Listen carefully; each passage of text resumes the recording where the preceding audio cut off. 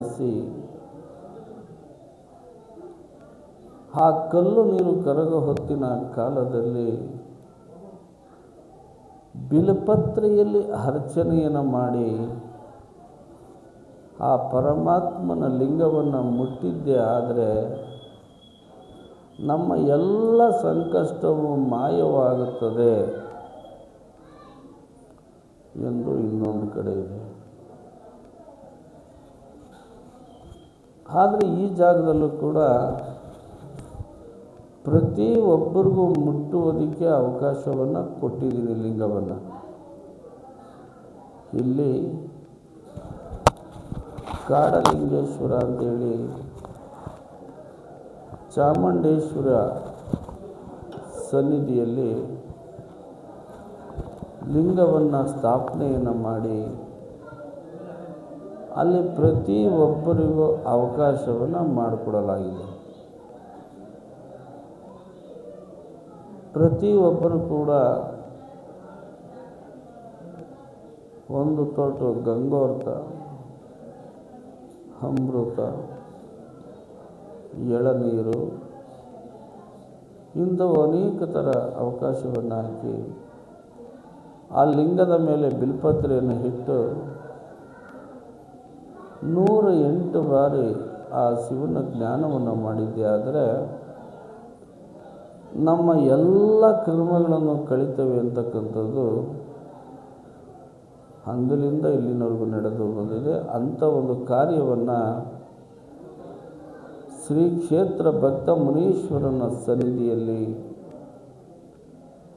ನಮ್ಮ ಮಾದಗುಂಡನಹಳ್ಳಿ ಅಂದರೆ ಇದೇ ಗ್ರಾಮದ ಮಗಳಾಗಿ ಎಲ್ಲ ದೇವರಿಗೂ ಅಭಿಷೇಕ ಅನ್ನದಾಸೋಹವನ್ನು ಒಬ್ಬ ಬಡ ಮಗಳು ಅಂದರೆ ನಮ್ಮ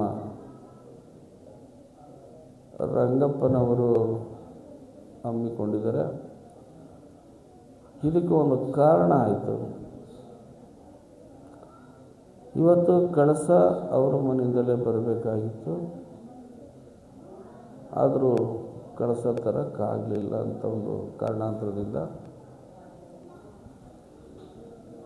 ಅದನ್ನು ಕೂಡ ಭಗವಂತ ಕ್ಷಮೆ ಕೊಡಲಿ ಅಂತೇಳಿ ನಾನು ಕೂಡ ಭಗವಂತನಲ್ಲಿ ಪ್ರಾರ್ಥನೆ ಮಾಡ್ಕೊತೀನಿ.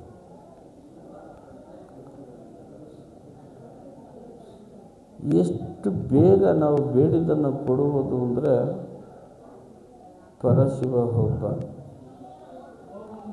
ಅವನು ಕರುಣಾಮಯಿ. ನೋಡ, ಆ ಕರುಣಾಮಯಿಯನ್ನು 108 ಲಿಂಗವನ್ನು ಶ್ರೀ ಭಕ್ತಮುನೀಶ್ವರನ ಸುತ್ತಲೂ ಕೂಡ ಪ್ರತಿಯೊಬ್ಬರು ಕೂಡ ಆ ಲಿಂಗವನ್ನು ಮುಟ್ಟಿ ನಿಮ್ಮ ಬೇಡಿಕೆಗಳನ್ನು ನೆರವೇರಿಸಿಕೊಳ್ಳಲಿ ಎಂದು ನಾನು ಕೂಡ ಇವತ್ತು ಭಗವಂತನಲ್ಲಿ ಪ್ರಾರ್ಥನೆ ಮಾಡ್ಕೊತೀನಿ. ಇವತ್ತು ಮಧ್ಯರಾತ್ರಿ 12 ಗಂಟೆಗೆ ಮಹಾಮಂಗಳಾರತಿ, ಭಸ್ಮದ ಅಭಿಷೇಕ, ಅರ್ಶಿಣದ ಅಭಿಷೇಕ, ಗಂಧದ ಅಭಿಷೇಕ, ಕುಂಕುಮದ ಅಭಿಷೇಕ. ಇದಕ್ಕೆ ಕಾರಣ ಏನಪ್ಪ ಇಷ್ಟೆಲ್ಲ ಅಂದರೆ, ಶಕ್ತಿ ಇಲ್ಲದ ಶಿವ ಖಂಡಿತ ಎಲ್ಲೂ ಇರಲ್ವಂತೆ ನೋಡೋರು. ಇದನ್ನು ಚೆನ್ನಾಗಿ ಅರ್ಥ ಮಾಡ್ಕೋಬೇಕು. ಶಿವ ಹೆಂಡತಿಯನ್ನು ಬಿಟ್ಟು ಹೊರಟೋದ ಅಂತ ನಾವು ಅಂತೀವಿ, ಆದರೆ ಅವಳ ಶಕ್ತಿ ಇಲ್ಲದು,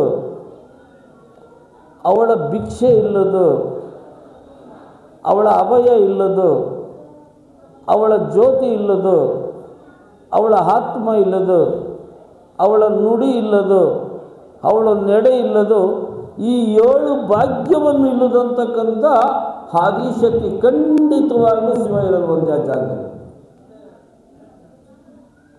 ಇದಕ್ಕೆ ಕಾರಣ ಏನಪ್ಪ ಅಂದರೆ, ಒಂದು ಕಡೆ ದುರ್ಗಿ ಅಂತಾರೆ, ಒಂದು ಕಡೆ ಕಾಳಿ ಅಂತಾರೆ, ಒಂದು ಕಡೆ ಅನೇಕ ಹೆಸರುಗಳನ್ನು ಆ ತಾಯಿ ವಿಶ್ವರೂಪವನ್ನು ತಗೊಂಡು ಈ ನಮ್ಮ ಎಲ್ಲ ಸಂಕಷ್ಟವನ್ನು ಹೋಗಲಾಡಿಸುವುದಕ್ಕೆ ಆ ಪರಶಿವನಲ್ಲಿ ಬಂದಂತೆ ನೋಡು.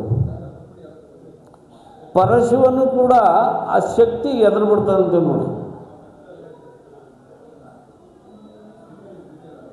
ಅಂಥ ಸಾಕ್ಷಾತ್ ಅಂತಕ್ಕಂಥ ಕೊಡುವಂತಕ್ಕಂಥ ಕರುಣಾಮಯಿ ಆ ದೇವಿಗೆ ಎದುರ್ಕೊಂಡ್ಬಿಡ್ತಾನಂತೆ. ಅದಕ್ಕೋಸ್ಕರ ವರ್ಷದಲ್ಲಿ ಒಮ್ಮೆ ಮಹಾಶಿವರಾತ್ರಿಯನ್ನು ಪ್ರತಿ ಒಂದೊಂದು ಮನೆಯಲ್ಲೂ ಕೂಡ ಲಿಂಗ ಸಿಗದಿದ್ದರೂ ಅವನೊಂದು ಫೋಟೋನಾದರೂ ಕೂಡ ಮಡಗಿ ಪೂಜೆಯನ್ನು ಮಾಡ್ತಾರೆ ಅಂತಕ್ಕಂಥ ಮಾತನ್ನು ನಾನು ತಿಳ್ಕೊಂಡಿದ್ದೀನಿ. ಏನೇ ಒಂದು ಪೂಜೆ ಮಾಡಿದ್ರು ಮಧ್ಯರಾತ್ರಿಯವರೆಗೂ ಅನ್ನ ನೀರನ್ನು ಬಿಟ್ಟು ಶಿವನಿಗೆ ನಾವು ತಲೆಯನ್ನು ಬಾಗಿಸಬೇಕಂತೆ. ನಮ್ಮಲ್ಲಿರೋತಕ್ಕಂಥ ಧರ್ಮನಾಯಿಗಳನ್ನು ಪರಮಾತ್ಮನಿಗೆ ಅರ್ಪಿಸ್ಬೇಕಂತೆ. ಇದು 7 ನುಡಿಯನ್ನು ಕೊಟ್ಟಂತಕ್ಕಂಥ ಆ ಮಾತನ್ನು ಕೂಡ ಪರಶಿವನ ಮೇಲೆ ಹಾಕಿದಂತೆ ನೋಡು. ಅವಳೆಷ್ಟೇ ಶಕ್ತಿವಂತಿಯಾಗಿ ಎಷ್ಟೇ ನಿಷ್ಠಾವಂತಿಯಾಗಿ ಇದ್ದರೂ ಕೂಡ ಆ ಪರಶಿವನ ಮೇಲೆ ಹಾಕಿಬಿಟ್ಲಂತೀನಿ ಏನು. ಅದಕ್ಕೋಸ್ಕರ ಮೌನವನ್ನು ಆಚರಿಸ್ತಾ ಇವತ್ತು ಶಿವ ನೋಡಿ ಎಷ್ಟು ಬಗೆಯಾದವನು. ಇವಳು 7 ನುಡಿ ಕೊಟ್ಟಿದ್ದಕ್ಕೆ ಇಲ್ಲಿ 7 ಥರನೂ ಕೂಡ ಶಿವ ಮೌನವನ್ನು ಆಚರಿಸಿ ಅಂಥ ಒಂದು ಭಾಗ್ಯ ನಮ್ಮೆಲ್ಲರಿಗೂ ಸಿಕ್ಕಿದೆ. ನಾನು ಕೂಡ ಮಧ್ಯರಾತ್ರಿಯಲ್ಲಿ ನಾಡಿನ ಜನತೆಗೋಸ್ಕರ ಆ ಭಗವಂತ ಒಳ್ಳೆಯದು ಮಾಡಲಿ ಅಂತ ಹೇಳಿ ಮುಂದೆ ಯಾವ ಸಂಕಷ್ಟವೂ ಇಲ್ಲದಂತೆ ಇವತ್ತೇನು 2026ರಲ್ಲಿ ನಾಳೆ ಅಮಾವಾಸ್ಯೆಯಿಂದ ಸ್ಟಾರ್ಟು ಈ ಕ್ಷೇತ್ರದಲ್ಲಿ 23ನೇ ತಾರೀಕು ಗಿರಿಜಾ ಕಲ್ಯಾಣ ಎಂದು ಆಚರಣೆಯನ್ನು ಮಾಡಿ 12 ವರ್ಷದಿಂದ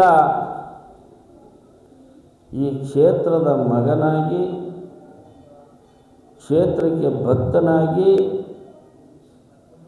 ಈ ಕ್ಷೇತ್ರಕ್ಕೆ ಸೇವಕನಾಗಿ ಎಲ್ಲ ಜವಾಬ್ದಾರಿಯನ್ನು ಹೊತ್ತಂತಕ್ಕಂಥ ನಮ್ಮ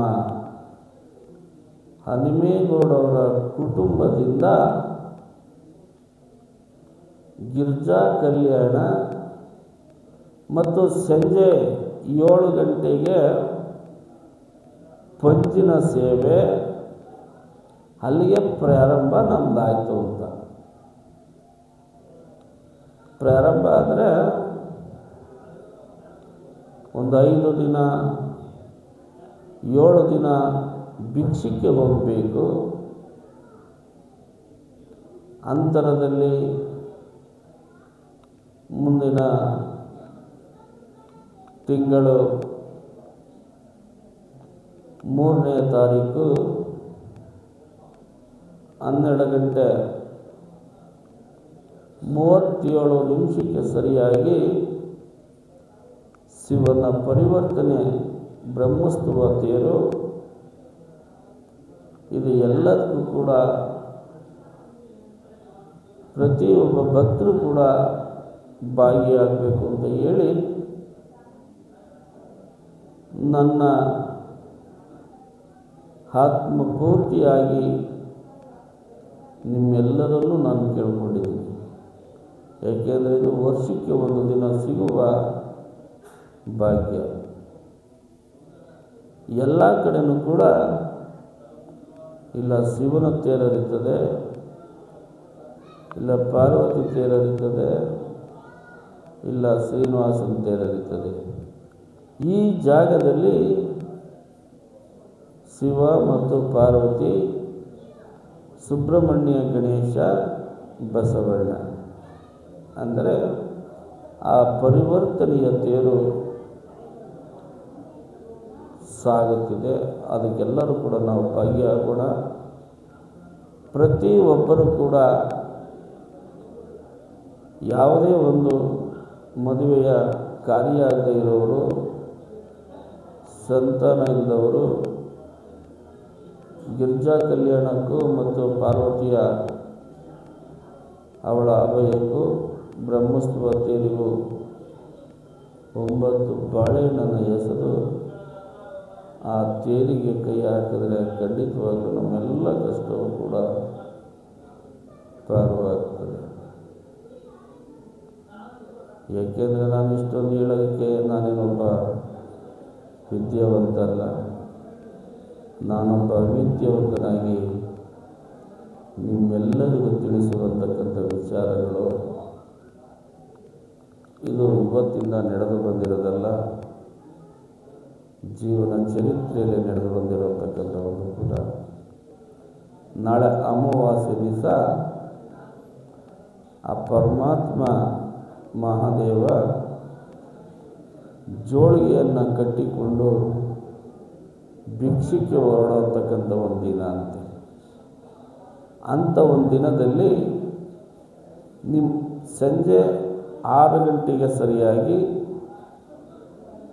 ಬಸವಣ್ಣನಿಗೂ ಮತ್ತು ನೀವು ತಂದಾಕಿರುವಂತಕ್ಕಂಥ ದವಸ ಧಾನ್ಯಕ್ಕೂ ಅಭಿಷೇಕವನ್ನು ಮಾಡಿ, ಅರ್ಚನೆಯನ್ನು ಮಾಡಿ, ಎಡೆಯನ್ನು ಹಾಕಿ ಬಸವಣ್ಣ ಮುಟ್ಟಿದ ಮೇಲೆ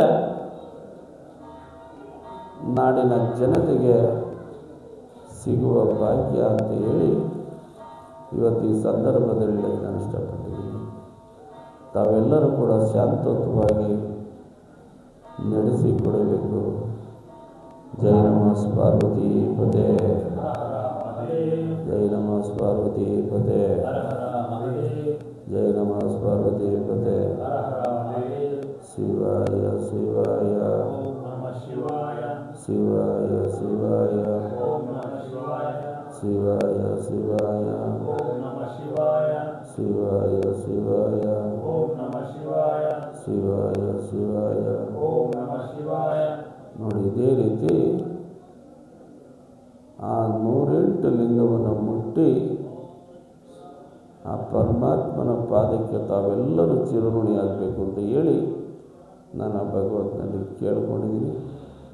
ಇಲ್ಲಿ ನನಗೆ ಅವಕಾಶ ಮಾಡಿಕೊಟ್ಟಂಥ ಎಲ್ಲ ನನ್ನ ಬಂಧುಗಳಿಗೂ ನಾನೇ ಹೇಳಿದ್ದೀನಿ ಉಪವಾಸ ಇರು ಅಂತ. ಆದರೂ ನಾನು ಬಂದಾಗಲಿಂದಲೂ 20 ವರ್ಷದಿಂದಲೂ ಉಪವಾಸವನ್ನು ಈ ಕ್ಷೇತ್ರದಿಂದ ನಾನು ಯಾರನ್ನೂ ಆಚೆ ಕಳಿಸಲ್ಲ. ಏಕೆ ಅಂದರೆ ಆ ಪರಮಾತ್ಮ ಜೋಳಿಗೆ ಕಟ್ಕೊಂಡು ಆ ತಾಯಿ ಹತ್ರ ಭಿಕ್ಷಕ್ಕೆ ಅಂದ್ಕೋದ, ಅವನು ಅನ್ನ ಹಾಕಕ್ಕೆ ತಾನೆ. ಇಲ್ಲಿ ನಾವು ಮಾನವನ ಜನ್ಮ ಆಗಿ ಹುಟ್ಟಿರೋದು ಅದಕ್ಕೆ 3 ತುತ್ತು ಅನ್ನಕ್ಕೆ, ಗೇಣು ಉದ್ದ ಬಟ್ಟೆಗೆ, ನಮ್ಮ ಆತ್ಮವನ್ನು ಶುದ್ಧಿ ಮಾಡಿಕೊಂಡು ನಾವು ನಡೆಯುವಂತಕ್ಕಂಥ ನಡೆಯನ್ನು ಧರ್ಮ ದಾರಿಯಲ್ಲಿ ನಡಿಕೊಂಡು ನಾವು ನುಡಿದಂತೆ ನಡೆಯುವುದು. ತಾವೆಲ್ಲರೂ ಕೂಡ ಭಾಗಿಯಾಗಬೇಕು. ನನ್ನದು ನಾನು ನನ್ನ ಬಿಟ್ಟು ತಂದೆ ತಾಯಿಗೆ ಒಳ್ಳೆಯ ಮಕ್ಕಳಾಗಿ, ಮಕ್ಕಳಿಗೆ ಒಳ್ಳೆಯ ತಂದೆ ತಾಯಿಗಳಾಗಿ, ದಯವಿಟ್ಟು ತಂದೆ ತಾಯಿ ಮನಸ್ಸನ್ನು ಯಾರೂ ನಯಿಸಬಾರ್ದು. ಅದು ಶ್ರೇಯಸ್ಸಲ್ಲ. ನಾಳೆ ಇವತ್ತು ನಾವು ನಮ್ಮ ತಂದೆ ತಾಯಿಗೆ ನಯಿಸೋದು ಅಂದರೆ ಮುಂದೆ ಹುಟ್ಟುವಂತಕ್ಕಂಥ ಮಕ್ಕಳು ಆ ಪಾಠ ನಮ್ಮ ಬೆನ್ನಿಂದೆ ಸೀಲಾಕಿ ಕಳಿಸಿರ್ತಾರೆ ಅನ್ನೋ ಮಾತನ್ನು ಇವತ್ತು ನಾನು ಹೇಳಿ 2 ಮಾತನ್ನು ಮುಕ್ತಾಯ ಮಾಡ್ತಾಯಿದ್ದೀನಿ. ಜೈ ನಮಃ.